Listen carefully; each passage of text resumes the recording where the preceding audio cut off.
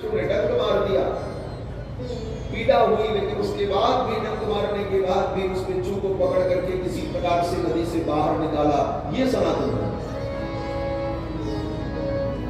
हम सभी जीवों की सेवा का भाव अपने अंदर रखते हैं, लेकिन उसमें भी मर्यादा और नियम, किस मर्यादा से हमें करना है यह भी जानना है।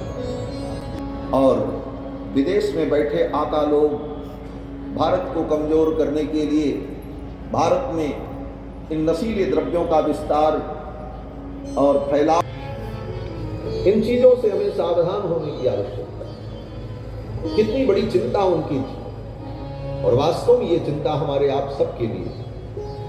युवा ही देश की भविष्य है, और घर घर में अगर यही शराब, इसलिए अपने अपने घर को पवित्र रखो। जिस घर में आप हो वो घर ही आपका मंदिर है, और वो मंदिर पवित्र रहे तो उस मंदिर में राम जी विराजेंगे, और जिस घर में राम जी विराजेंगे फिर क्या चिंता है। राम जी जिसके घर में रह रहे हैं और राम जी जिसके घर में विराजमान है, उसे क्या चिंता है।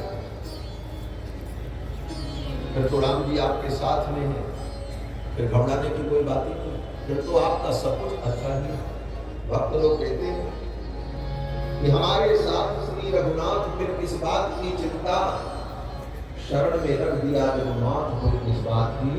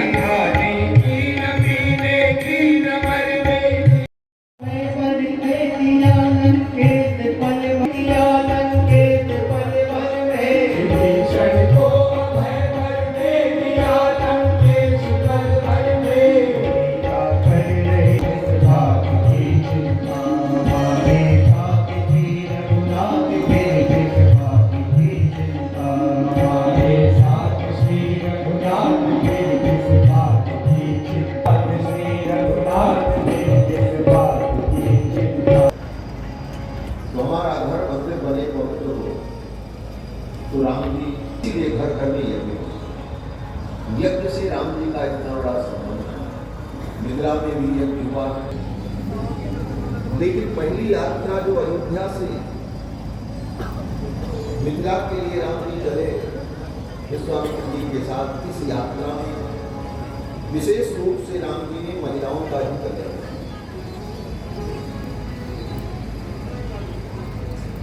3 प्रकार की महिलाएं होती हैं। महिलाओं का जो जीवन है वो 3 दशाओं से गुजरता है। एक महिला वो जिसका अभी विवाह नहीं हुआ, कन्या। दूसरी महिला वो जिसका विवाह हो गया, और कि विवाह तो हुआ लेकिन अब पति नहीं रहे, अकेला जीवन है। महिला के जीवन की ये 3 स्थिति होती है: अविवाहिता, विवाहिता और पति रहिता। इन 3 प्रकार की महिलाओं का कल्याण इस यात्रा में किया।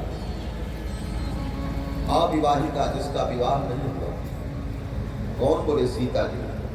सीता जी का विवाह नहीं हुआ था, उनका पाणी ग्रहण करके राम जी ने उनका कल्याण किया। विवाहिता जिसका विवाह हो चुका, कल्याण का भगवान ने कल्याण किया, उसे उत्तम गति प्रदान की, उसके पाप ताप को भगवान ने नष्ट किया। और तीसरी बोले ताड़का। भगवान ने उस ताड़का को भी दीन जानते ही निज पद दीन, उस दीन के ऊपर भी कृपा की और उसे अपने चरणों की गति भगवान ने प्रदान किया। तो ये प्रथम यात्रा भगवान की महिला मंगल यात्रा भगवान की पूर्ण हुई और मिथिला से विवाह करके राम जी अयोध्या लौटे श्री जानकी जी को लेकर। और जब श्री जानकी जी अयोध्या में आ गई तो अयोध्या का वैभव अद्भुत। रामायण में तुलसीदास जी महाराज वर्णन करते हैं कि जब ते राम ब्याज घर आए नित नव मंगल मोद बजाए। जब ते राम ब्याज घर आए, जब ते राम ब्याज घर आए, नित नव मंगल मोद बधाए, नित नव मंगल मोद बधाए। भुवन चारि रस भूधर भारी, भुवन चारि रस भूधर भारी, दुर्ग मेघ बरसई सुख भारी, दुर्ग मेघ बरसई सुख भारी। निधि संपत्ति नदी सुहाई, निधि सिद्धि संपत्ति नदी सुहाई। अभिलवत अम्बुज करुणाई, अभिलवत अम्बुज करुणाई। मणिरत्नपुर नर नारी सुजाती, मणिरत्नपुर नर नारी सुजाती। सुखी अमोल सुंदर सब भागी, सुखी अमोल सुंदर सब भागी। कहीं न जाए कछु नगर विभूति, कहीं न जाए कछु नगर विभूति। जल करिय विरंच कर तूती, जल करिय विरंच कर तूती।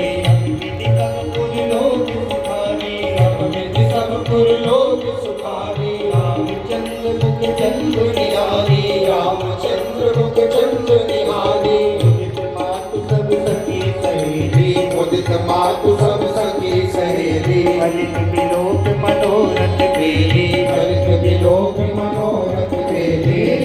राम दूत पुनि दीन सुहाओ, राम दूत पुनि दीन सुहाओ। प्रमुदित होई देखे सुनिता। राम जी ब्याह करके आए। उस समय जो अयोध्या का वर्णन पहले भी अयोध्या दिव्य और अद्भुत थी। तब जब अयोध्या का वर्णन गोस्वामी जी ने किया है रामायण में, बड़ा अद्भुत वर्णन किया। गोस्वामी जी कहते हैं राम जी के आने से अयोध्या दिव्य हो गई, परंतु अयोध्या का दिव्य वैभव और अयोध्या में सुख समृद्धि श्री जानकी जी के आने पर जो बढ़ी, इस प्रकार से बोले समस्त प्रकार के सुख,